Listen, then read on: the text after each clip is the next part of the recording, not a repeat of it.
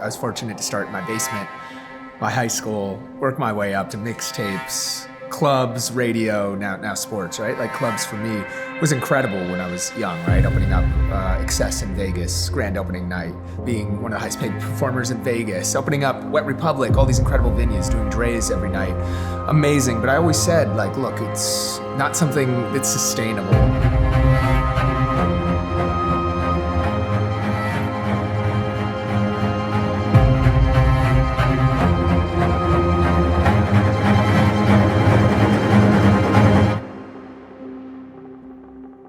Skee has this ability to have a pulse on the culture.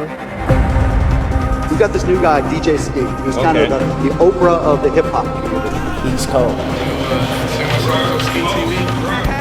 For me, the next evolution was expanding to, really focusing on my radio, my TV career, and now really doubling down on sports and everything that we're doing there at stadiums and evolving to a higher level each time while, having moments and having experiences. I think throughout your life, you have these things that are time, and evolution is the key to success.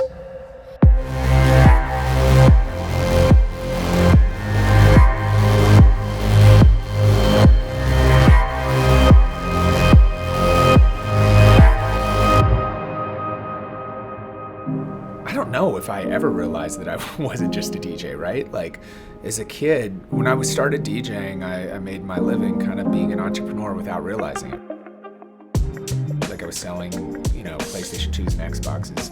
I was selling sneakers, and that's actually how I met a ton of artists. I used to get Fat Joe all his shoes back in the day, and I was simply using the internet to import different colors exclusive from Europe, and just realized nobody else was doing it. And so it was just something that just kind of became natural, and it really helped my career. And, I was fortunate to start on the industry side and work my way up as a DJ, but really build businesses around that. And that was important to me because to make a living as a DJ at the time, not only was I a mixtape DJ, which you couldn't monetize, right? This is the Napster era. This is before, artists might complain about streaming royalties now. This is a way better era than anything when I came up in the dark ages of music. I built great relationships, and the thing that really put me on the map was producing 300 bars for Game. When did we first meet? How long ago was it? Do you even remember? Late 2002, man. And the first mixtape we did was, I think we have a picture of it right now. Yeah. That changed a lot of things in hip hop. That's the mixtape that featured 300 bars, which changed my life personally, because that's the record that blew me up as a DJ when I produced that record for you. Sunday morning, bright and early, on our way to SoFi Stadium. We're about to tear it down for the Rams versus Bills. Heading into the final week's really important game, and you're going to see how we get down in the most expensive venue in the entire world.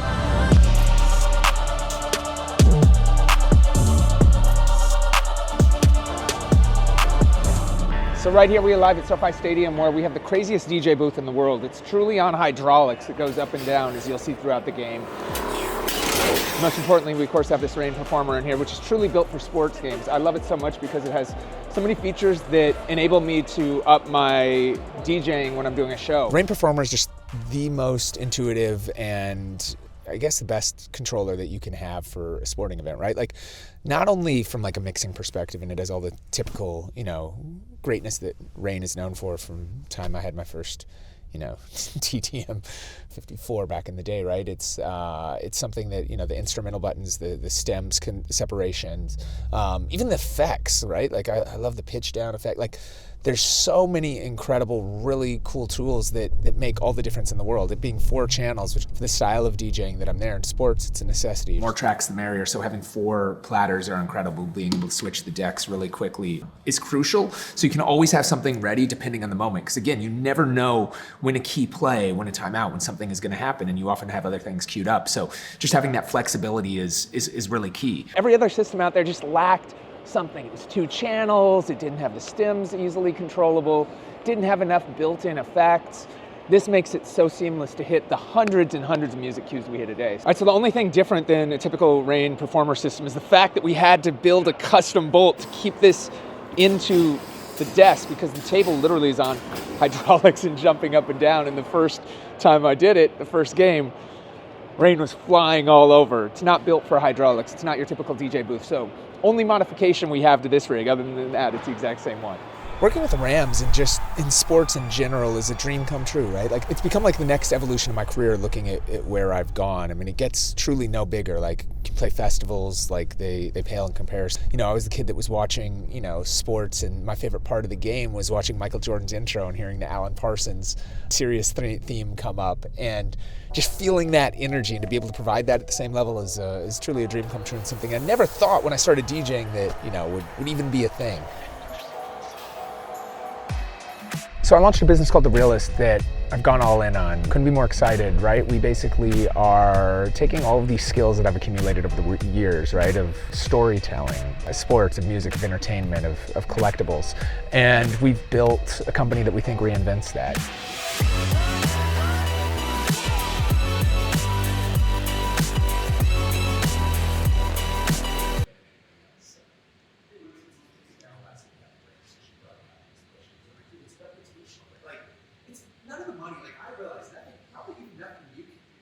Running a startup is not for the faint of heart. It's meetings, it's calls, it's finding new ways to make things happen. That's why I think, you know, so many DJs are great entrepreneurs, is because we figure out how to message, how to introduce, how to engage, how to talk to crowds, and how to figure out this entire environment, right? Whether that environment is the business world. So draft something and send it to me if you can, if you don't mind, that kind of says those things. Thank you, Jeff. You're the man. In the landscape there, or whether it's a stadium and you're trying to hit the right song at the right time. It's something that I get a tremendous amount of joy in, is figuring out those puzzles and putting it out there. It's really the perfect crossroads in my career as I've evolved, right, into being, you know, storytelling in different ways, through music, through products, through entertainment, and now it's through items. We are taking items like these props from Gladiator 2 right here. This is the outfit that Denzel wore in Gladiator 2.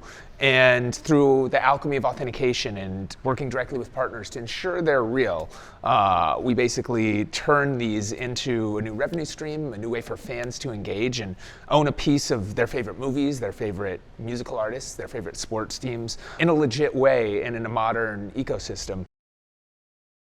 Like, yeah, that's wild, right? Straight from the sets. These are what all the actors are truly wearing on screen. This one's actually kind of crazy. This is worn in the opening scene in that big battle. These are game used jerseys from Philadelphia Eagles. You see the level of detail, like, it's crazy, right? Like, these are battle worn. This isn't a jersey that you buy in the gift shop. This is what the actual players worn. Like, you see the stains, you see all the craziness in them. With The Realist, we're really trying to establish ourselves as the leading player in this sector. I mean, nobody's really working directly with the source and providing the level of authentication technology, security, trust, and a modern marketplace for our partners the way that we do. So it is our goal to be the standard at every sports game, at every music event, on set at every film, and anything beyond that, really kind of cementing and archiving legacies of the most important figures of our time. For me, I was always, you know, before I got into DJing, I thought I was going to be a pro athlete. You know, I always look at myself as was able to make it to the pros, right? Not in the typical way that I thought. You know, it's just been an incredible journey. And, you know, this is really, for all the ups and downs, like, Hollywood is, you know, a place that it's very, very special and meaningful despite the craziness, just because of all the memories and the experiences that I've been fortunate enough to have had and made here.